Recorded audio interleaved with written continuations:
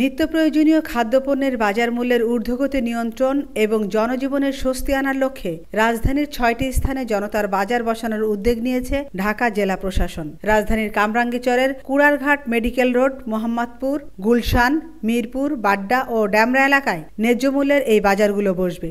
রাজধানীর কামরাঙ্গীরচর কুড়ারঘাট মেডিকেল মোড়ে এক মতবিনিময় সভায় এসব তথ্য জানান ঢাকা জেলা প্রশাসক তানভীর আহমেদ। পণ্য বিক্রয় করার উদ্যোগ নিচ্ছি না, বাজার ব্যবস্থাগুলো করে আমাদের জন্য জেলা মৎস্য কর্মকর্তা যেমন বলেছেন, একটা নিয়ন্ত্রণ যাতে তৈরি হয়, যাতে এই প্রভাবে বাকিদের দাম কমে যায়, সেটা হচ্ছে আমাদের। জানা গেছে পর্যায়ক্রমে বাজারের সংখ্যা বাড়বে। রমজানে এসব বাজারের মাধ্যমে ভোক্তাদের জন্য বিশেষ সুবিধা নিশ্চিত করা হবে। আমেনা ইসলাম, আজকের সংবাদ।